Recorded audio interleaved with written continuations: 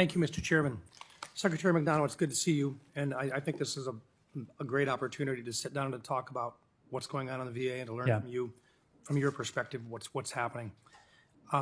I'd like to talk about specifically the implementation of the Mission Act. Yes.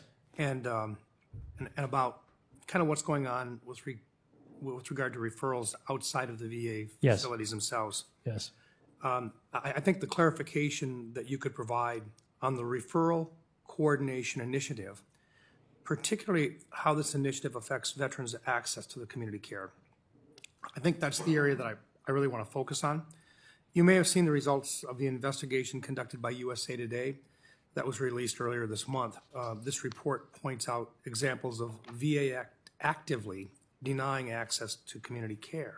Yeah. I presume you're familiar with the article. I am, and we dug very deeply into each of the instances, and obviously can't talk about a lot of that. In fact, I'm not even privy to myself to each of those cases, but our team was up here yesterday talking about this. We dig into each of those cases to make sure that we understand what happened. Well, I think we've got a real problem, and I think it goes back down to dollars and cents. I have concerns that these examples are not isolated, and that they could be the result of the implementation of the RCI in a way that diminishes veterans' choice. Yeah, I just don't agree with it. So. Well, let me share with you the reason why my concern. Yeah. When a VA primary care provider refers a veteran to community care because they believe it's in the veteran's best medical interest, does the referral coordination team have the power to override that decision? No, and in fact, it's not even the primary care provider's decision. It's the veteran's decision. And so our job is to make sure that the veteran is aware of his options and that we move with dispatch to execute his options, and that it is, in fact, best medical interest that determines that question. I think this may be where the problem is, because I think if the veteran actually makes the decision himself, that's one of the reasons why I challenged the Mission Act in the first place, was I didn't read the law that way. And I'm not sure that a lot of the folks that are implementing it read it that way either. And I'll just give you an example. The department's guidebook on the referral coordination initiative features a call script, a framework that members of the referral coordination team can use when speaking to a veteran who is eligible for community care. The call script framework recommends RCT members remind these veterans, and I quote, "You should know by choosing the VA, we can better coordinate your overall care because we have the results of any services or tests in your health record." It just seems to me that I'm not sure it's appropriate for the RCT members to be suggesting that the VA might be a better option for a veteran, even after a veteran's primary care physician has determined community care is in the best medical interest. And I don't think that's the way it was sold to a lot of folks here. And I'm not sure that's the way that you would see it either. Yeah, look, I mean, I don't. In effect, well, let me put it this way.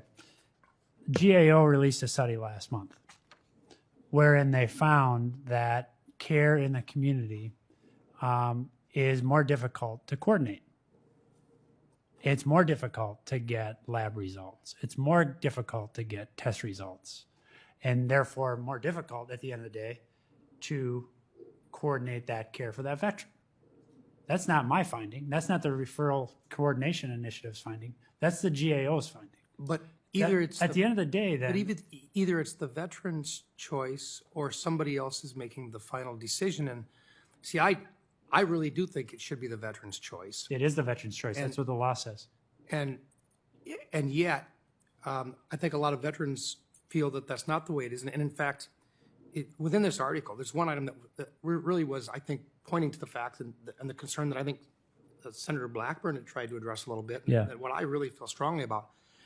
The part of the article says Dr. Kathleen Kim, who is the San Diego VA Chief of Staff, said physicians sometimes incorrectly try to relocate patients for treatments her hospital can offer, which would be internal, And administrators are regularly educating them to help keep veterans at the VA.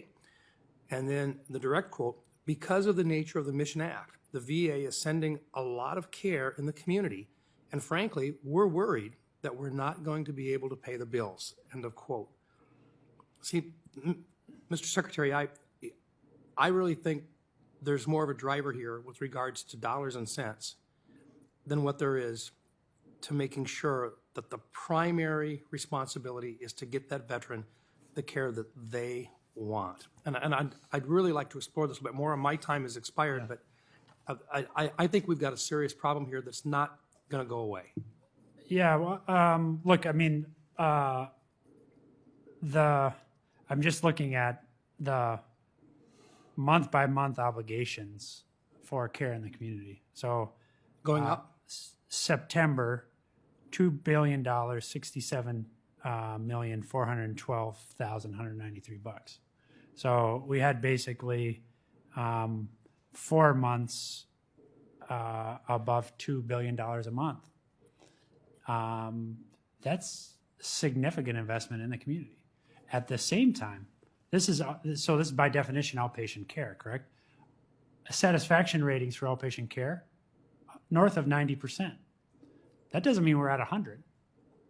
And I didn't deal a lot in the 90 percentile myself, but 90 percentile is good. I'm like a 70 percentile guy. But that's not to say that there aren't problems. There are. It's a big system. And when I find a problem, I snuff it out. But to suggest that by design we're breaking the law is an overstatement. That's what the article suggests. We took it very seriously, including with the team in San Diego, to get to the bottom of it, as you, I think, would expect us to do. What I believe is that we are giving best available care to our veterans, including historically high levels of care in the community. I think that ultimately reflects the veteran's interest. I want us to compete for access to that veteran. And I like the idea of competing, but I want it to be on a field that says we can provide equal or better care, and the veteran makes the decision. And we do, and that's what the GAO concluded. And I appreciate your thoughts on it, and I'd like to pursue it further. I look forward to that very much. Thank you. Thank you. Great. Thank you, Thank you, Senator Mr. Rao. Chairman.